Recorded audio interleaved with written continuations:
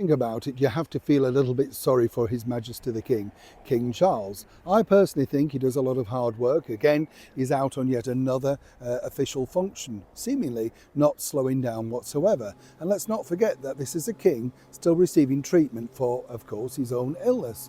You know, people forget that, and when they're unkind about him, I do sort of think, look, give him credit where credit's due. He's battling on regardless. I mean, that to me is the thing, that's the problem. Now, of course, what's happened over the last week, really, as I pointed out a couple of days ago, is that quite frankly, the current British Prime Minister, the King of U-turns, Sir Keir Starmer, well, once again has offended His Majesty the King. But this time, somebody else has taken his side, the King's, and they're working, shall we say, in unison, as ever. Let me explain. Morning, chums. Nice to see you. I'm talking to you. Are you all right? Isn't this luscious green gorgeous? Yes, it's definitely my colour, isn't it? Sometimes when you're standing by the trees, you look at one of those peacocks, don't you, that fly open, but people say, is it real? And you think, of course it's real, you can just tell, but I know what it's like in the world that we live in. People always think, where are you? I do try and find quieter places because I do know that, if you're filming very near traffic and stuff like that, or as you know, sirens, yes, I know they're important, but banes, aren't they? Because suddenly they make you jump. I know, you saw the other day, didn't you? One just came out of nowhere, made me jump. I thought, wow, that's the problem that you have, of course. A problem, of course, for, yes, you like that tenuous link, don't you?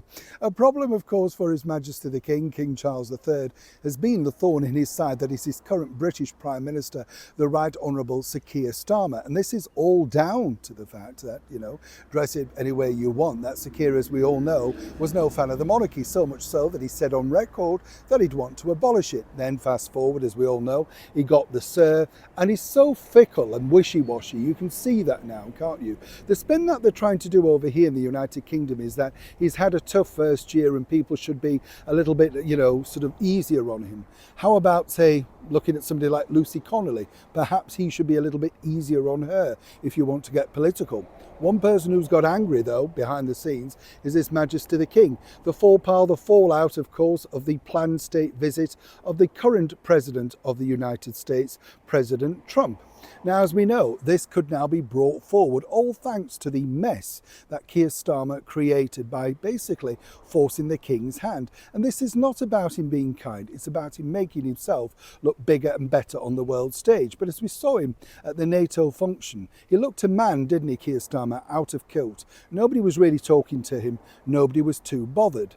What I can tell you, as ever, first and exclusive, from an excellent source close to President Trump, is the fact that he's already reached out to King Charles and basically said, whatever suits you, sir, I'm more than happy to work around your time schedule, that sort of stuff.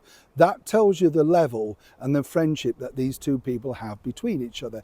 Yes, they've had a bit of a fallout themselves over the 51st state of Canada, but all that is brushed aside. Literally, President Trump is a huge admirer of the British monarchy.